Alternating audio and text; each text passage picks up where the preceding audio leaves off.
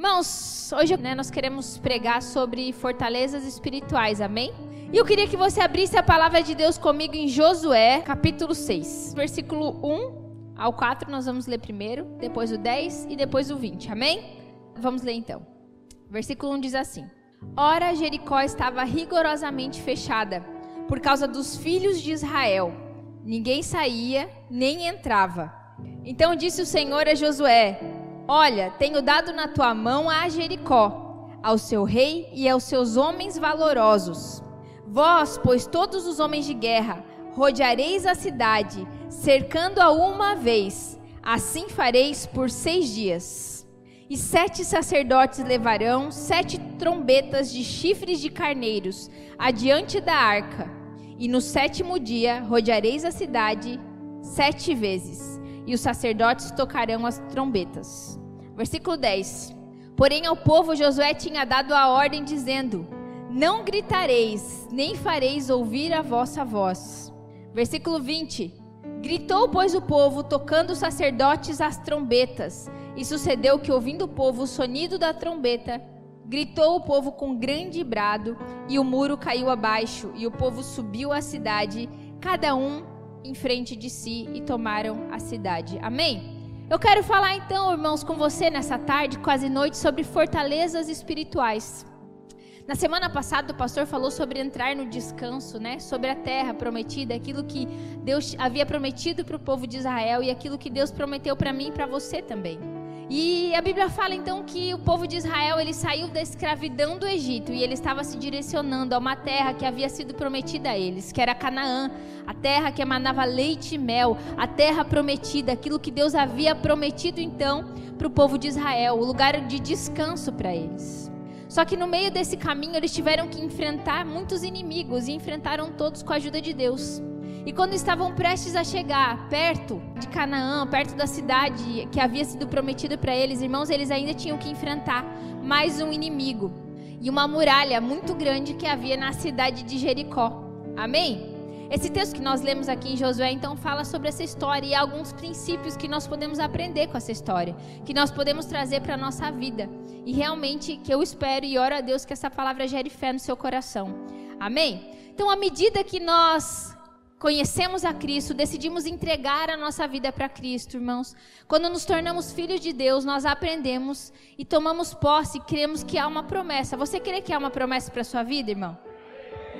Então o povo estava se direcionando à terra prometida, assim como no dia em que eu e você conhecemos a Cristo, nós estamos agora nos encaminhando, nós estamos indo em direção à promessa que Deus tem para mim e para você. O problema é que, assim como o povo de Israel, nas nossas vidas também há fortalezas que se levantam para nos impedir de chegar aonde Deus prometeu, onde Deus quer que nós cheguemos. E a palavra nessa tarde, né, nessa quase noite, vem nos ensinar a como que nós temos que agir diante disso, como que o povo reagiu diante disso e como que nós podemos aplicar isso na nossa vida também. Amém? Porque da mesma forma, irmãos, que o inimigo se levanta para fazer a gente parar, para fazer a gente olhar para trás, para fazer a gente parar de caminhar, né? O próprio Espírito de Deus está nos direcionando, nos enchendo de fé para seguir em frente, para transpor as muralhas, para derrubar as muralhas, para fazer aquilo que seja necessário para que a gente chegue aonde Deus prometeu. E todos nós, irmãos, todos nós, se a gente for conversar com qualquer um de vocês aqui, eu sei que todos nós vivemos problemas, temos muralhas que se levantam nas nossas vidas, né? Porque Jesus nunca prometeu que a gente não teria problema, amém? Ele disse: no mundo tereis aflições, mas tem de bom ânimo, eu venci o mundo. Então Jesus nunca prometeu uma vida perfeita, não aqui, somente na vida eterna, porque lá não vai haver choro, não vai haver pranto, não haverá dor, amém? Mas enquanto nós estivermos aqui, peregrinos nessa terra, nós vamos passar sim por aflições, mas nós temos a promessa da vida eterna, e enquanto nós não chegarmos lá, o inimigo tem nos afrontado, tentando nos fazer parar, tentando nos fazer desistir. E a palavra de Deus conta então que esses irmãos, né, o povo de Israel, eles chegam em Jericó. Em Jericó havia uma muralha, que você provavelmente já ouviu falar, que é a muralha de Jericó. E essa muralha, irmãos, não é qualquer muralha, qualquer simples muralha como o muro lá da sua casa, né? Era uma muralha que tinha aproximadamente 8 metros de largura e 15 metros de altura. Era uma muralha impossível, né, humanamente falando, de ser atravessada. E assim muitas vezes são os nossos problemas. Nós olhamos para os nossos problemas, para as muralhas que se levantam diante de nós, para as fortalezas que se levantam diante de nós. E nós olhamos para esse problema, nós olhamos para essa fortaleza e a gente pensa, impossível, não vou conseguir. Né? E aí a gente pensa, não, já que eu não vou conseguir, eu vou retornar, eu vou voltar para trás. O povo de Israel, irmãos, poderia muito bem ter feito isso. Chegado diante da muralha e ter dito, não, eu vou voltar lá para o Egito, lá onde eu era escravo, lá onde eu tinha alho e cebola para comer, eu vivia como escravo, mas pelo menos eu tinha comida, eu não precisava enfrentar nenhum inimigo, eu não precisava lutar, não precisava fazer nada. E muitas vezes nós somos assim, nós cremos em Jesus, nós viemos para Jesus, nós começamos a caminhar com Deus. O problema é que a muralha aparece diante de nós e a gente se amedronta. E aí a gente começa a olhar para trás, a gente começa a olhar para o nosso passado, a gente começa a sentir saudade de quando a gente era escravo, lá no Egito. Porque o Egito, irmãos, fala do nosso passado, daquilo que nós vivíamos antes de conhecer a Cristo. E deixa eu te falar, irmão, a muralha vai se levantar sim, mas você tem que olhar para a muralha e crer que Deus vai te dar força suficiente para derrubar a muralha. Mas em nenhum momento, pense em olhar para trás. Pense em olhar para a escravidão que você vivia lá no Egito, amém? E ainda que as fortalezas se levantam, irmãos, a palavra de Deus diz em 2 Coríntios 10:4, porque as armas da nossa milícia não são carnais, mas sim poderosas em Deus para a destruição das fortalezas. Amém? Então, ainda que as fortalezas se levantam, irmãos, as armas que nós temos para lutá-las não são carnais. E o pastor falou então na semana passada sobre descanso, e o problema é que muitas vezes nós não conseguimos entrar no descanso de Deus. Nós estamos sentindo cansados, esgotados, exaustos, porque a gente está tentando derrubar as fortalezas que aparecem na frente de nós, na força do nosso braço. E aí a gente fica cansado, a gente fica desgastado. Só que as armas que nós temos para lutar contra essas fortalezas, elas não são carnais. Não tem a ver comigo, não tem a ver com você. Tem a ver com Deus que habita em mim e em você. Porque as nossas armas, elas são espirituais, e é em Cristo que nós encontramos forças para vencer, amém? Porque diz, mas sim poderosas em Deus para a destruição das fortalezas. E as armas que Deus deu para mim, as armas que Deus deu para você, espiritualmente falando, são poderosas para destruir qualquer fortaleza, amém, irmão? E existem alguns princípios, então, que nós podemos aprender dessa história que está ali em Josué. E no versículo 2 diz assim, então disse o Senhor a Josué, olha, tenho dado na tua mão a Jericó, ao seu rei e aos seus homens valorosos. Aqui no versículo 2, o povo de Israel já tinha atravessado as muralhas, irmãos? Eles já tinham derrubado as muralhas? Não! E o que o Senhor disse para eles? Tenho dado na tua mão a Jericó. Deus já estava falando de algo que já havia acontecido. Isso é fé.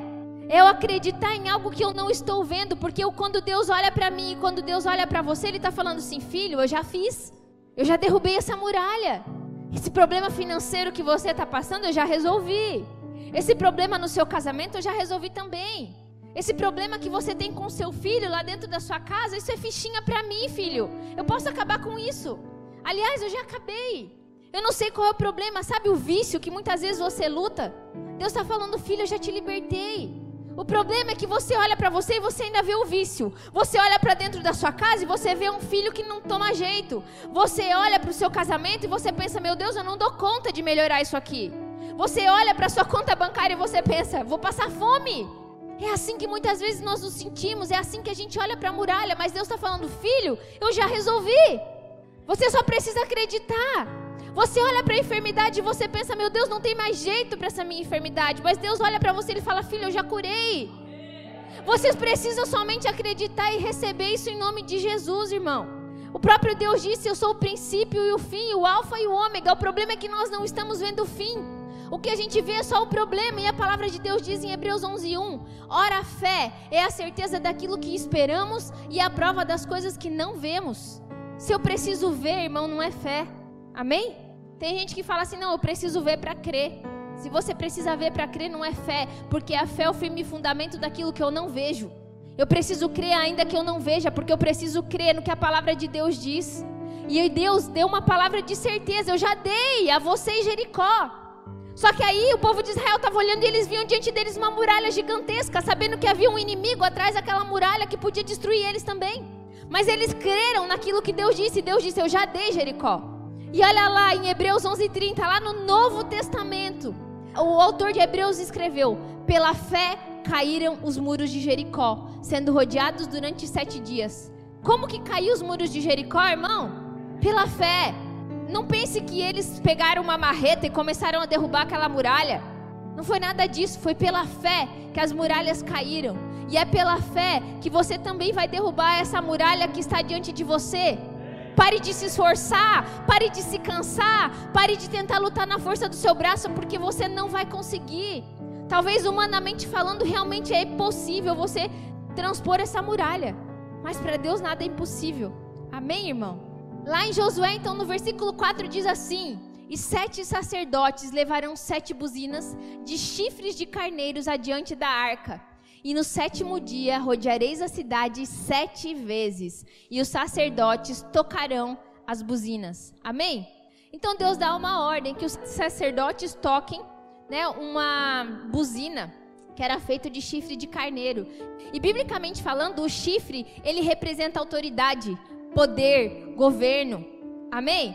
E o carneiro, ele é o quê? Ele é uma ovelha mais velha. E nós sabemos que a ovelha e o cordeiro representam Cristo. Então o carneiro representa Cristo. E o chifre de carneiro representa então a autoridade, o poder que há em Cristo. Amém? E aqui então Deus dá uma ordem para que o povo tocasse as trombetas ao redor da muralha. Porque eles já estavam proclamando a vitória. Amém? E é assim que eu e você temos que fazer. Se você for ler o livro de Josué desde o início, você vai ver que o povoado que estava por redor, as cidades por onde eles passavam, a Bíblia diz que eles estavam muito amedrontados, porque eles ouviram falar que o povo de Israel passou pelo Rio Jordão em terra seca, que Deus fez com que o mar secasse para que eles passassem, além da história do Mar Vermelho que você já conhece. Então a Bíblia fala que eles estavam amedrontados, porque eles ouviram dizer, os povos ouviram dizer daquilo que o Deus de Israel estava fazendo. Então eles já estavam com medo, porque eles já sabiam quem era o Deus daquele povo, amém? Então quando o inimigo olha para mim e para você, irmão, ele já sabe quem é o Deus que você serve. E aí muitas vezes nós ficamos amedrontados com medo das fortalezas que se levantam. O fato é que o diabo já conhece muito melhor o Deus que você serve do que você mesmo muitas vezes. Porque muitas vezes a gente se amedronta, a gente para.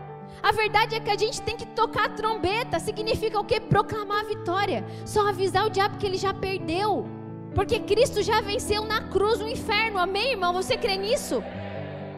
Então é dessa forma que eu e você precisamos nos levantar, já tocando a trombeta, já avisando o inimigo que ele já perdeu, sem medo.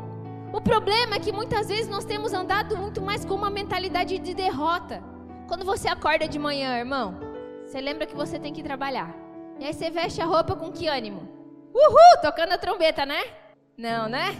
Jesus me dá graça, que eu já tenho que ir lá para aquela empresa. Aguentar aquele meu chefe. Aguentar o fulano que trabalha comigo. Tem que voltar para aquele inferno. Muitas vezes tem gente que chama o trabalho de inferno. Vocês não, né, irmãos? Porque vocês são crentes, amém? Glória a Deus, obrigada, Jesus. Muitas vezes a gente acorda já com essa mentalidade de derrota. Amaldiçoando a empresa que a gente trabalha. Amaldiçoando os lugares que a gente vai, amaldiçoando o nosso dia, a nossa família, a nossa casa, porque essa casa é um inferno, porque essa família é isso, porque essa família é aquilo. Pensamento de derrota, é tudo que o diabo quer. Você tem que levantar de manhã já tocando a trombeta, falando o negócio é o seguinte: eu levantei, e eu sou filho de Deus, amém? Filho amado de Deus, e eu já estou declarando a vitória nesse dia em nome de Jesus, porque Deus é comigo. E aonde eu for, e aonde eu entrar, Ele é comigo. E aonde eu pisar, a presença de Deus é comigo. É assim que a gente tem que levantar, é assim que a gente tem que caminhar, é assim que a gente tem que andar, proclamando vitória, já avisando o inferno, já avisando a fortaleza que ele vai ter que recuar em nome de Jesus, porque eu e você somos filhos de Deus. Você precisa acreditar nisso. Pare de murmurar, pare de reclamar, toque a trombeta. Amém? Declare, comece a falar. Irmão, fé não é só para você guardar no seu coração. Não é para você vir aqui na igreja receber, ouvir uma palavra, uma pregação de fé, se encher de fé e amanhã continuar falando bobagem, falando como um incrédulo, falando como um ímpio. Não, é para você receber fé, para você começar a comunicar dessa forma, para você começar a falar dessa forma como alguém que é mais que vencedor, amém? Só antes da gente continuar, né? Eu estava falando sobre a gente viver como aquele que já venceu. Colossenses 2,15 diz: e despojando os principados e potestades, os expôs publicamente, e deles triunfou em si mesmo. Aqui está falando de Cristo, amém? Então, despojando os principados e potestades. E nós não queremos aqui, irmãos, fazer uma pregação triunfalista. Porque Deus tem vitória para você, porque Deus te fez por cabeça e não cauda. Não, irmãos, a vitória já está em Cristo. Eu só me aproprio daquele que Cristo fez. Foi Ele que triunfou na cruz, não foi eu e nem você, amém? Porque a verdade é que a gente não dava conta. Mas a Bíblia fala que Ele já triunfou sobre toda potestade, sobre todo principado. E é por isso que eu posso me achegar ousadamente e declarar que em Cristo eu já venci. Que em Cristo toda fortaleza precisa cair em nome de Jesus. Não tem a ver comigo, não tem a ver com você, amém? No versículo 4, e 7 sacerdotes levarão buzinas de chifres de carneiro adiante da arca, e no 7º dia rodeareis a cidade 7 vezes, e os sacerdotes tocarão as buzinas. Aqui está falando que precisava ser 7 sacerdotes, 7 buzinas, 7 vezes, né? E 7 dias. E o que significa, pastor? Então quer dizer que eu só preciso orar 7 vezes, eu só preciso declarar 7 vezes? Não. O 7 na Bíblia, irmão, significa a perfeição, a plenitude de Cristo. Então a gente vai orar e a gente vai declarar sem cessar até que Ele venha, amém? Eu preciso continuar proclamando até que Ele venha, né? Hoje é dia de ceia, e no dia da ceia Jesus disse, né? Que sobre a ceia Ele disse, porque dessa forma vocês vão anunciar a morte do Senhor até que Ele venha. E eu e você fomos chamados para anunciar a morte do Senhor até que Ele venha, amém? Nós precisamos falar para as pessoas que Cristo morreu, mas que Ele também ressuscitou, e que por causa disso eu e você podemos receber salvação, que por causa disso eu e você podemos ser salvos. E quantas vezes eu preciso fazer isso, pastora? Até Jesus voltar, sem cessar, amém? Josué 6:9 diz assim: e os homens armados iam adiante dos sacerdotes, que tocavam as buzinas, e a retaguarda seguia após a arca. Andando e tocando as buzinas iam os sacerdotes. Então a Bíblia fala que à frente iam os soldados, né, os homens armados. No centro ia a arca da aliança. E atrás ia então os sacerdotes tocando as buzinas, amém? E a palavra de Deus diz em determinado momento que nós somos sacerdotes, reis e sacerdotes. Mas há um determinado momento também que a palavra de Deus diz que nós somos soldados, que nós somos alistados por Cristo, amém? Mas o que nós precisamos entender dessa mensagem, irmãos, é que Cristo está no centro. Cristo precisa estar no centro. Quando Cristo estiver no centro, não vai ter muralha grande o suficiente para você. Não vai ter muralha que não vai cair no nome de Jesus. Amém? É na autoridade do nome de Jesus que nós declaramos, irmãos. Jesus, antes de voltar para o Pai, depois de ter ressuscitado, Ele disse: eu estou indo. Mas Ele falou assim, ó, só que em meu nome vocês curarão enfermos. Em meu nome, vocês expulsarão demônios. Então é no nome de Cristo há poder. Quanto poder que há no nome de Cristo, irmão? Todo o poder. Todo o poder está no nome de Jesus. O nome dele está acima do nome da depressão. O nome dele está acima do nome da enfermidade. O nome dele está acima do nome da crise financeira, do vírus, do Covid. O nome dele está acima de tudo isso, irmão. Você só precisa falar. Você só precisa declarar. E você precisa colocar Jesus no centro da tua vida. O problema é que muitas vezes nós buscamos Jesus quando a muralha já se levantou. E aí a gente busca Cristo, a muralha cai e a gente vai embora, esquece Cristo. Aí vem outra muralha e a gente lembra de Cristo novamente. E inventaram uma escalinha. Uma vez eu já ouvi isso até mesmo numa pregação, de que existe uma escalinha, uma escadinha. Primeiro é Deus, depois a nossa família, depois a igreja, depois não sei o que lá. Só uma mentira. Não existe essa escalinha. Porque Jesus, ele precisa estar no centro. Ele precisa estar no centro da minha família. Ele precisa estar no centro da minha vida. Ele precisa estar no centro da minha igreja. Não tem como colocar Deus acima, irmão, e o resto depois, não. Deus precisa estar em tudo, consegue entender? Porque Deus precisa estar no centro. E a arca da aliança representa então Jesus Cristo, representa a presença de Deus. A Bíblia fala que a arca da aliança era feita de madeira de acácia. E madeira, biblicamente falando, representa então a humanidade. E a Bíblia fala também que a arca da aliança era revestida, além de ser de madeira de acácia, ela era revestida de ouro. E ouro fala da glória de Deus. Então está falando de Cristo, um homem humano, revestido da glória de Deus. Então a arca da aliança representa Jesus na minha e na sua vida. E ele precisa ser o centro, porque quando Jesus for o centro da sua vida, não tem muralha que vai ficar de pé dentro da sua casa. Quando Jesus for o centro da nossa vida, não tem muralha que vai ficar de pé aqui nessa cidade. Quando Jesus for o centro da sua vida, não há enfermidade, não há nada que vai ficar de pé. Vai ter que cair no nome de Jesus. E é nessa fé que nós precisamos acreditar nisso, ainda que os nossos olhos não estejam vendo isso no momento. Isso é fé. Amém, irmão? Só que a gente precisa começar a falar. A gente precisa começar a declarar. A gente precisa trazer, né, a arca da aliança, a presença de Deus para a muralha. Porque sem Cristo, irmãos, a gente não pode fazer absolutamente nada. Tudo é por Ele e para Ele. Amém? Ouça a trombeta antes de gritar. Josué 6, no versículo 10 diz assim: porém ao povo Josué tinha dado ordem dizendo: não gritareis, nem fareis ouvir a vossa voz, nem sairá palavra alguma da vossa boca, até o dia que eu vos diga, gritai. Então gritareis. Amém? O que isso significa então, pastora? Josué disse para eles assim, ó, vocês vão ficar quietos.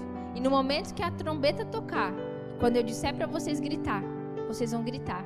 Significa que primeiro a gente precisa ouvir. Nós precisamos ouvir a palavra da fé. Nós precisamos ouvir a pregação da fé. Só que como ouvirão se não há quem pregue? Amém? Então nós precisamos pregar também, mas nós precisamos nos alimentar da palavra. Nós precisamos receber a palavra e é por isso que você está aqui na igreja hoje. Amém? É por isso que você está aqui. Porque você precisa se alimentar. Porque é uma forma de você ouvir a trombeta também. A palavra de Deus diz em Romanos 10, 17: de sorte que a fé é pelo ouvir, e ouvir a palavra de Deus. Amém? Quando nós ouvimos a palavra de Deus, irmãos, nós nos enchemos de fé. E há quem diga assim: eu já ouvi, eu tenho fé, mas eu não preciso ir na igreja. Quem aqui já ouviu isso? Será que tem? Não tem, irmão, não tem. Tem qualquer coisa menos fé. Porque a fé vem pelo ouvir a palavra de Deus. Eu preciso receber alimento. Irmão, a incredulidade, nós estamos na igreja aqui todo dia, né? Em célula, e nisso, aquilo. E ainda assim nós somos assolados pela incredulidade todos os dias, não é assim? Você imagina quem não se alimenta da palavra.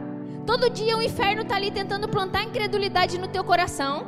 Imagina quem não ouve a palavra de Deus. Quem não ouve a pregação da fé. Não é cheio, não tem como se alimentar. Não tem como ouvir a trombeta e também não vai falar também. Porque não tem como eu falar daquilo que eu não recebo. Então primeiro eu preciso aprender a ouvir. Ouvir a palavra de Deus, a receber aquilo que as pessoas estão falando, aquilo que as pessoas estão me ensinando. E aí eu vou começar a falar também. Eu também vou começar a proclamar essas verdades. E hoje nós estamos aqui na ceia, né? E a verdade que nós precisamos ouvir, que eu falei para você, é o que anunciar a morte do Senhor até que Ele venha. E todas as vezes que nós participamos da ceia, que nós estamos anunciando a morte do Senhor até que Ele venha. Amém? E Gálatas 3:5 diz assim: aquele, pois, que vos dá o Espírito e que opera maravilhas entre vós, o faz pelas obras da lei ou pela pregação da fé? O que seriam as obras da lei? Aquilo que você pode fazer para alcançar alguma coisa. E muitas vezes foi pregado, foi ensinado isso, aquilo que você pode fazer para alcançar algum tipo de vitória. E não há nada que você possa fazer humanamente falando para alcançar a vitória, irmão. Você somente precisa crer. É a pregação da fé que vai nos dar a chave para alcançar aquilo que Deus já fez, que é a vitória. Aquilo que Deus já fez através de Cristo na cruz. Amém? Então, por isso que eu gosto tanto de pregar sobre fé. Eu gosto, irmãos. Pensa no negócio que eu gosto de falar sobre fé. Porque Deus, Ele é muito bom comigo. Eu sempre peço para Ele aumentar minha fé. E Deus me deu o dom da fé, eu acredito nisso.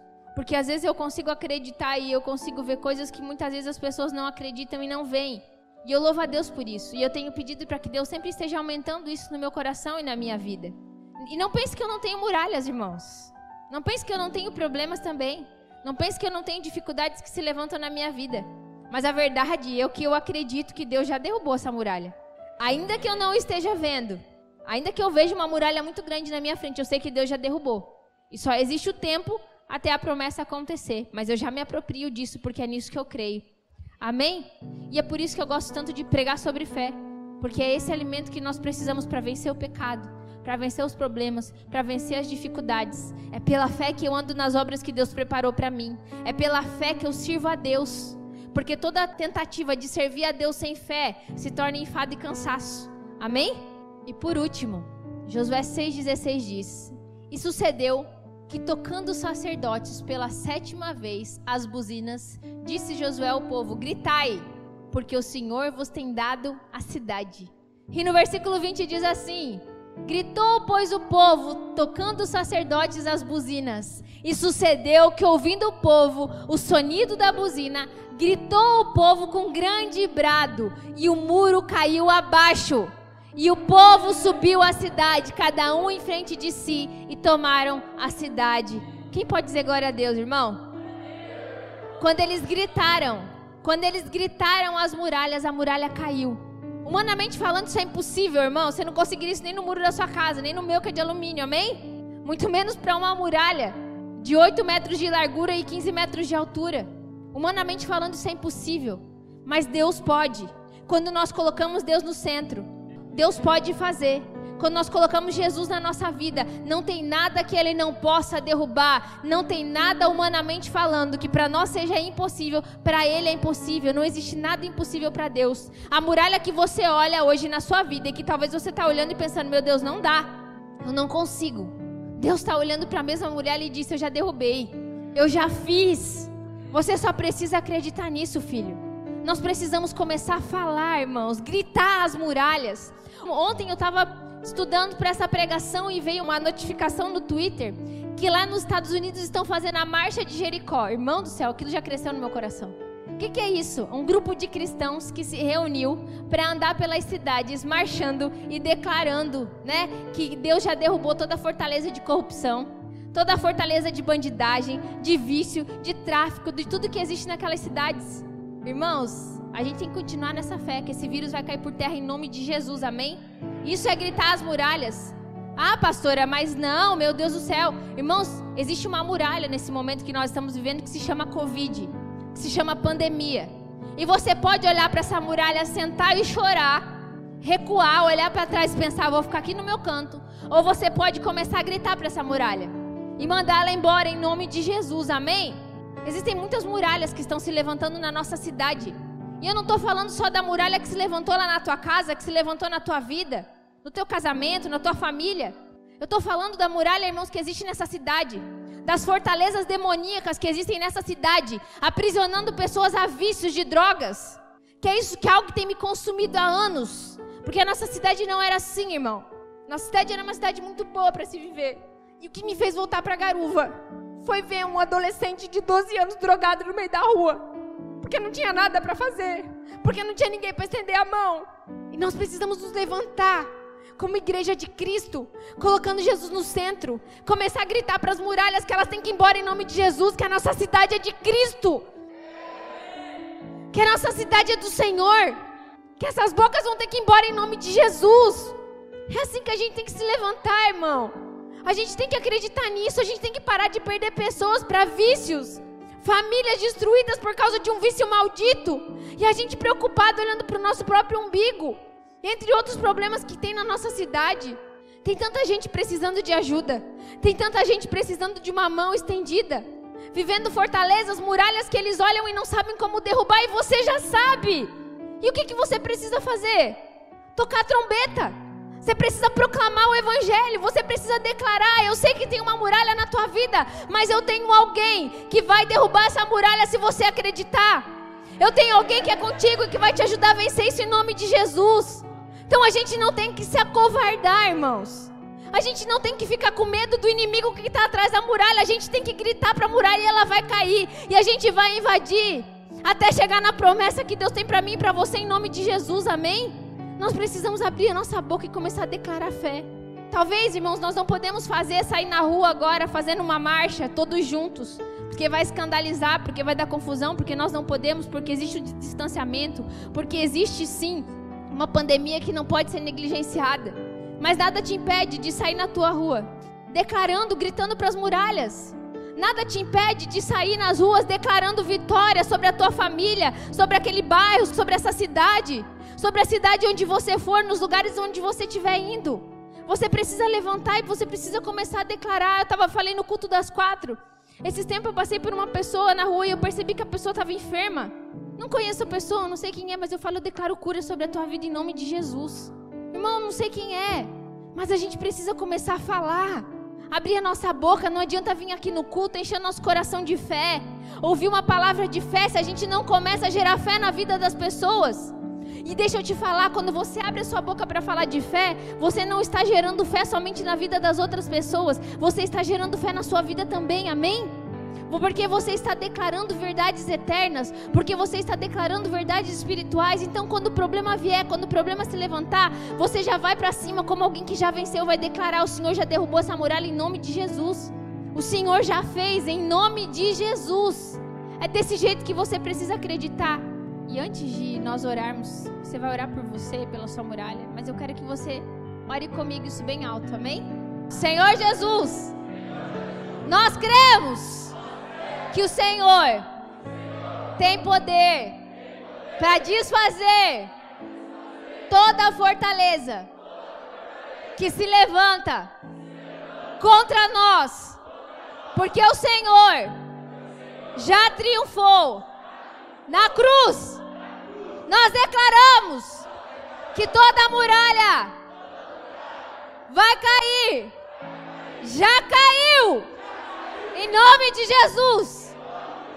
A incredulidade, casamentos destruídos, finanças, ministérios que não avançam, enfermidades, opressão, perseguição e este vírus vão cair por terra, já caíram por terra, em nome de Jesus.